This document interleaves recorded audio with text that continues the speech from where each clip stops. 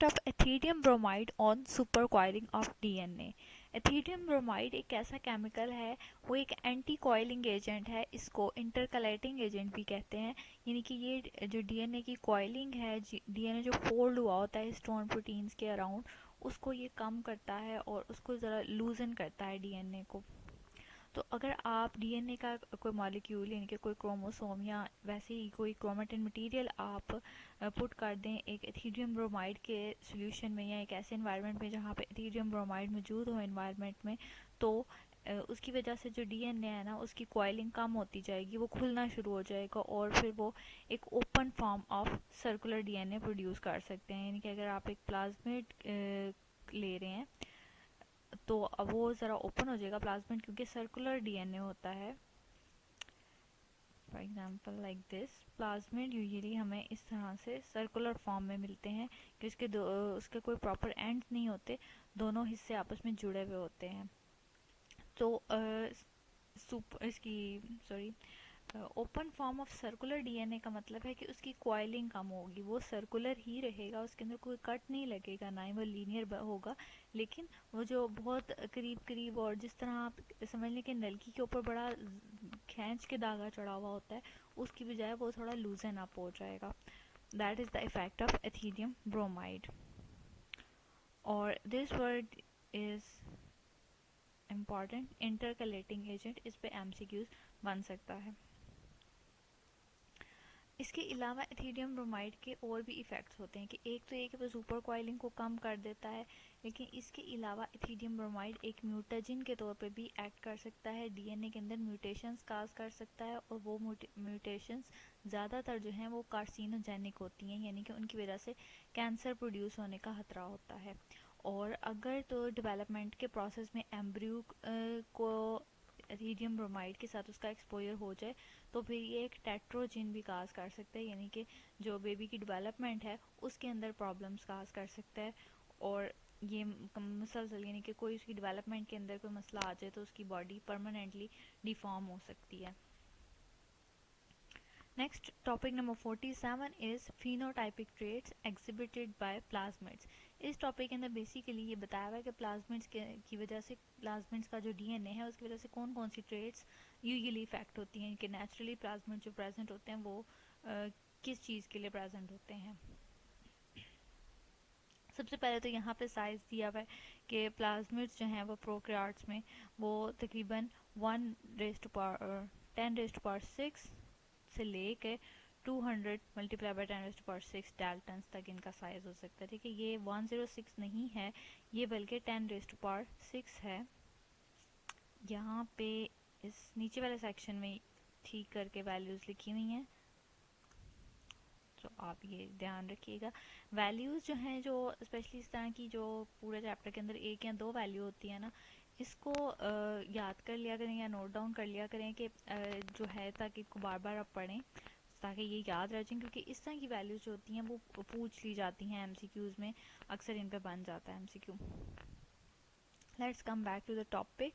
हम देख रहे थे फिनोटाइपिक ट्रेट्स कौन सी होती हैं प्लाज्मिड्स की। सबसे ज़्यादा जो प्लाज्मिड्स की जो मेन ट्रेट है वो तो है एंटीबायोटिक रेजिस्टेंस के। प्लाज्मिड्स जिन बैक्टीरिया के अंदर होते हैं वो आहिस्ता आहिस्ता एंटीबायोटिक से रेजिस्टेंट हो जाते हैं, और वो ये रेजिस्टेंस पास ऑन कर सकते हैं पूरी कॉलोनी को, दूसरे बैक्टीरियाज को भी, क्योंकि प्लाज्मिड जब वो अपना ट्रांसफ़र करते हैं एक बैक्टीरिया दूसरे बैक्टीरिया को देता है तो उसके पास ट्रेट भी चली जाती है। लेकिन इसके अलावा भी काफ़ी सारी प्लाज्मिड कैरिड जीन्स हैं जो कि इन ट्रेट्स को अफेक्ट करती हैं। ये ट्रेट्स की एक काफ़ी लंबी सी लिस्ट है, इस आप सारी लिस्ट को पढ़ लें, और कम से कम इसमें से 5-6 तो लाजमी तौर पे याद कर लेंगे। फॉर एग्जांपल अगर आपको क्वेश्चन आता है explain some traits of the plasmid carried genes, तो आप भी इतने काबिल हों कि आप 5 या 6 जो हैं ट्रेट्स वो लिखें, तब आपको कंप्लीट मार्क्स मिलेंगे। अगर आप सिर्फ एक दो नाम लिख देते हैं जो बहुत जनरल हैं, फॉर एग्जांपल एंटीबायोटिक रेजिस्टेंस और एंटीबायोटिक प्रोडक्शन, ये बहुत कॉमन है, तो इसका इतना ज़्यादा इम्प्रेशन नहीं होता और उसके बस ऐसे एवरेज से नंबर मिलते हैं। Let's see them. Antibiotic resistance है, एंटीबायोटिक प्रोडक्शन है। इसके अलावा एंटीबायोटिक प्रोडक्शन का ये मतलब है कि ना सिर्फ प्लाज्मिड जो है वो बचा सकता है बैक्टीरिया को हार्मफुल केमिकल से, बल्कि अगर कोई दूसरा बैक्टीरिया उसको फील होता है कि उसके ऊपर अटैक करने वाला है, तो वो उसके अगेंस्ट एंटीबायोटिक प्रोड्यूस भी कर सकता है। इसके अलावा ये एरोमेटिक कंपाउंड्स को डिग्रेड कर सकते हैं, हीमोलाइसिन की प्रोडक्शन कर सकते हैं, शुगर की फर्मेंटेशन पॉसिबल होती है, यानी कि शुगर की फर्मेंटेशन जो है वो प्लाज्मिड कैरियर जीन की वजह से उसका वो ट्रांसफ़र हो सकती है ट्रेट। और enterotoxin production, heavy metal resistance, bacteriocin production, induction of plant tumours, hydrogen sulphide production and host control restriction and modification. Host control restriction and modification का मतलब ये है कि अगर आप कोई स्पेसिफिक प्लाज्मिड एंटर करते हैं किसी होस्ट के अंदर, तो वो होस्ट की मशीनरी के ऊपर काबू पा के और उसको अपनी पसंद के उससे काम करवा सकता है, और उसके अंदर उसको चेंज भी कर सकता है उसका DNA. Next is a definition of cryptic plasmids. ये वो प्लाज्मिड्स होते हैं which do not contain any useful phenotypic traits. Okay, ये ऊपर हमने जितनी बात की है, ये ट्रेड्स जिनके अंदर नहीं होती ऐसी कोई भी यूजफुल ट्रेड्स, उन प्लाज्मिड्स को कहा जाता है क्रिप्टिक प्लाज्मिड्स। सो इस टॉपिक के अंदर तो काफ़ी कुछ था जो याद करने की ज़रूरत है। Next is topic number 48, properties of conjugate and non conjugative plasmids. Now what are conjugative and non conjugative plasmids? Conjugation का प्रोसेस ये होता है कि बैक्टीरिया के अंदर क्योंकि सेक्सुअल प्रोसेस नहीं होता, लेकिन वो एक दूसरे के साथ जो है वो मटेरियल शेयर कर सकते हैं, जेनेटिक मटेरियल शेयर कर सकते हैं, क्योंकि उनके अंदर कोई रिकम्बिनेशन नहीं होती है, कोई मियोसिस नहीं होती है। लेकिन वो फिर भी जो जेनेटिक मटेरियल है वो कैसे शेयर करते हैं कि एक बैक्टीरिया जो है वो दूसरे बैक्टीरिया के साथ वो पिलाई के ज़रिए कनेक्शन बनाता है और फिर अपना जेनेटिक मटेरियल जो है वो पास ऑन कर देता है दूसरे बैक्टीरियम को। तो जो प्लाज्मिड्स इस तरीके से पास ऑन हो सकते हैं उनको कहा जाता है कॉन्जुगेटिव प्लाज्मिड्स, और जो इस तरीके से पास ऑन नहीं हो सकते उनको कहते हैं नॉन कॉन्जुगेटिव प्लाज्मिड्स। अच्छा, अब जो प्लाज्मिड्स कॉन्जुगेटिव होते हैं वो उनके अंदर एक स्पेसिफिक रीजन होता है जो कि नॉन कॉन्जुगेटिव प्लाज्मिड्स के अंदर नहीं होता। उस रीजन को बोला जाता है ट्रा रीजन। ये बहुत इंपॉर्टेंट एमसीक्यू है। सॉरी, ये इम्पॉर्टेंट एमसीक्यू क्या तो मुझे नहीं पता, लेकिन ये बहुत इंपॉर्टेंट शॉर्ट क्वेश्चन है, बिकॉज आई रिमेंबर कि जब मैंने एग्ज़ाम दिया था तो ये बार बार आ रहा था करंट पेपर्स के अंदर। इसके अलावा कॉन्जुगेटिव और नॉन कॉन्जुगेटिव के अलावा हम एक तो और तरह से भी प्लाज्मिड्स को क्लासिफाई कर सकते हैं, और वो हम इस हिसाब से कर सकते हैं कि एक बैक्टीरिया के अंदर प्लाज्मिड्स कितनी दफ़ा प्रेजेंट होते हैं, कि प्लाज्मिड एक दफ़ा भी हो सकता है, एक से ज़्यादा प्लाज्मिड भी एक ही बैक्टीरिया के सेल के अंदर मौजूद हो सकते हैं। और जब ऐसा होता है ना कि एक से ज़्यादा प्लाज्मिड्स मौजूद होते हैं तो अमूमन वो छोटे छोटे होते हैं, और अगर कोई बड़ा सा प्लाज्मिड होता है तो फिर वो आम तौर पे एक होता है या दो हो जाएंगे। लेकिन अगर छोटे प्लाज्मिड्स हैं तो वो काफ़ी ज़्यादा होंगे, और ऐसे प्लाज्मिड्स को क्या कहते हैं? Relax plasmids. इनके बारे में ये है कि ये छोटे हैं, यानी कि लो मॉलिक्यूलर वेट है, लेकिन इनका कॉपी नंबर हाई है, कि इनकी तादाद ज़्यादा है, साइज़ छोटा है। और दूसरे होते हैं स्ट्रिंजेंट प्लाज्मिड्स। स्ट्रिंजेंट प्लाज्मिड्स वो होते हैं जिनका साइज़ बड़ा है, मॉलिक्यूलर वेट हाई है, लेकिन इनका कॉपी नंबर लो है। So these are opposite from each other.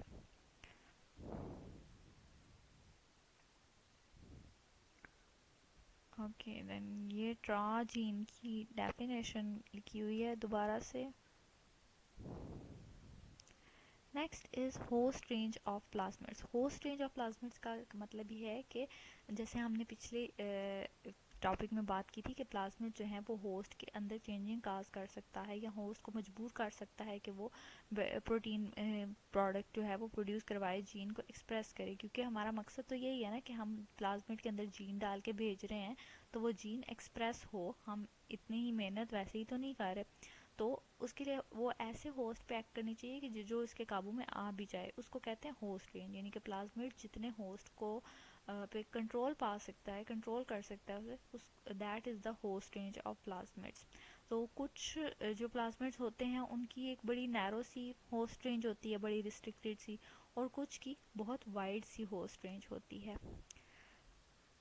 Plasmids के अंदर प्लाज्मिड्स कुछ प्रोटीन को भी कोड करने वाली जीन्स उनके अंदर होती हैं, लेकिन सिर्फ वो वाली प्रोटीन जो कि उसकी अपनी रेप्लिकेशन के लिए ज़रूरी होती हैं, क्योंकि प्लाज्मिड डिपेंड नहीं करता मेन डीएनए पे कि वो उसकी रेप्लिकेशन हो, बल्कि वो खुद ही अपने आप को रेप्लिकेट करवा लेता है। तो सिर्फ वो उतनी सी प्रोटीन्स को जो है वो कोड करता है। इसकी कुछ टाइप्स बताई हुई हैं और उनकी होस्ट रेंजेस जनरली एक्सप्लेन की हुई हैं। यहाँ पे एक टाइप है कोल E1 प्लाज्मिड्स। इन प्लाज्मिड्स की जो होस्ट रेंज है वो बहुत रिस्ट्रिक्टेड होती है, बहुत मिनिमल से ये बैक्टीरियम होते हैं जिनके ऊपर ये एक्ट कर सकते हैं।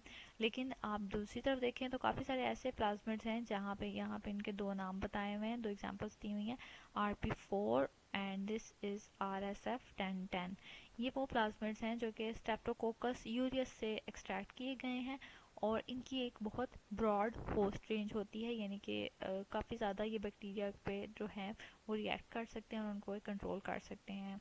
और इसकी एक यहाँ पे this last line is very important that like it is very explanatory, it can shift in both gram positive and gram negative bacteria। कि अगर आपने डिस्क्राइब करना हो कि ब्रॉड होस्ट रेंज क्या होती है, तो ब्रॉड होस्ट रेंज वाला ऐसा प्लाज्मिड होगा जो कि ग्राम पॉजिटिव बैक्टीरिया को भी कंट्रोल कर लेता है और ग्राम नेगेटिव बैक्टीरिया को भी कंट्रोल कर लेता है।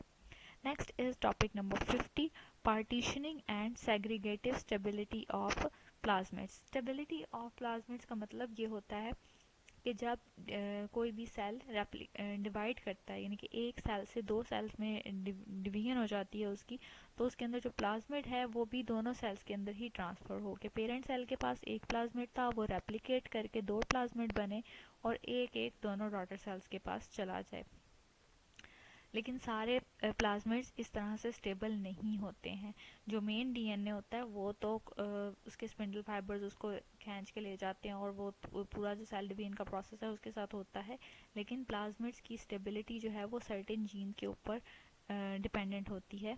तो अगर ऐसा हो कि सेल डिवीजन हो जाए और एक डॉटर सेल के पास प्लाज्मिड्स आ जाए, दूसरे के पास बिल्कुल ना आए, तो इसको कहते हैं लॉस ऑफ प्लाज्मिड्स, और इस यानी कि इसको कहते हैं सेग्रीगेटिव इंस्टेबिलिटी।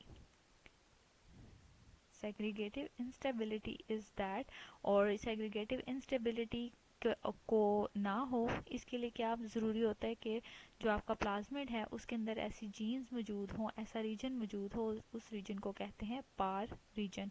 जिन प्लाज्मिड्स के अंदर पार रीजन नहीं होता वो एक डिवीजन के बाद या दो डिवीजन के बाद जो है वो इनस्टेबल हो जाते हैं और फिर वो अगली जो जनरेशन हैं वहाँ पे ट्रांसफ़र नहीं होते, कि या तो एक साइड पे ज़्यादा चले जाते हैं और दूसरी साइड पे बिल्कुल नहीं जाते, तो जिस साइड पे वो नहीं गए उस जनरेशन से तो वो निकल गए ना। ऐसे कहाँ होता है कि पार रीजन गायब हो जाए? पार रीजन खुद ब खुद तो गायब नहीं हो सकता, लेकिन ये ऐसे हो सकता है कि जो सिंथेटिक प्लाज्मिड्स हैं जो कि हम लैब में खुद प्रोड्यूस करवाते हैं, वो जो प्लाज्मिड्स पर बनते हैं वो जो हैं वो स्टेबल नहीं होते। और इसकी एक एग्जांपल भी दी हुई है, PBr32। ये प्लाज्मिड है, ये वही प्लाज्मिड है जो टेट्रासाइक्लिन का के अगेंस्ट रेजिस्टेंस की जीन कैरी करता है। Incompatibility of plasmids. इनकम्पैटिबिलिटी का मतलब है कि दो प्लाज्मिड्स जो हैं वो एक सेल के अंदर इकट्ठे नहीं रह सकते। ये बिल्कुल वही हिसाब है कि एक म्यान के अंदर दो तलवारें नहीं रह सकती। तो जब एक सेल के अंदर दो प्लाज्मिड्स नहीं रह सकते तो उसको कहते हैं इनकम्पैटिबिलिटी ऑफ प्लाज्मिड्स की ये दोनों जो प्लाज्मिड्स हैं ये एक दूसरे के साथ कंपैटिबल नहीं है। और यहाँ पे जो है एक फिगर जो कि इम्पॉर्टेंट हो सकता है MCQ पॉइंट ऑफ व्यू से, दैट इज़ कि इकोलाई और स्टेफेलोकोकस यूरियस के जो हैं वो इनकम्पैटिबिलिटी ग्रुप्स 30 हैं। और इनकम्पैटिबिलिटी में भी वही दो रीजन्स जो हम पहले भी पढ़ रहे हैं, ऑरी और पार रीजन्स, ये रिस्पॉन्सिबल होते हैं इनकम्पैटिबिलिटी के। Next comes the purification of plasmid DNA. Purification of plasmid DNA means कि आपने जब DNA को ट्रांसफ़र करना है उससे पहले आपने DNA प्लाज्मिड को प्योरीफाई करना है, कि सिर्फ वही प्लाज्मिड आपने ट्रांसफ़र करना है अपने होस्ट में जिसके अंदर आपने अपनी जीन डाली है, और so that it is a pre requisite for cloning procedure. इसके लिए दो प्रोसीजर यूज़ होते हैं। एक तो यहाँ पे आप यूज़ कर लें आइसो पिकनिक सेंट्रीफ्यूगेशन यूज़ कर लें और उसके लिए आप इस तरह से सीजियम क्लोराइड और एथीलियम ब्रोमाइड का एक ग्रेडियंट यूज़ कर लें, या फिर आप एक बड़ी नैरो सी पीएच रेंज यूज़ कर लें। इन दोनों तरीक़ों से ये होता है कि जो डीएनए है ना, लीनियर डीएनए और कोवलेंटली क्लोज सर्कुलर डीएनए, ये दोनों अलग-अलग हो जाते हैं, क्योंकि हमें तो सिर्फ प्लाज्मिड चाहिए होता है क्लोज सर्कुलर डीएनए। तो वो जब अलग हो जाता है तो हम उसको फिर एक्सट्रैक्ट कर लेते हैं अलग वाले हिस्से को, और फिर हम उसको ट्रांसफ़र कर सकते हैं अपने होस्ट के अंदर बगैर किसी नुकसान के।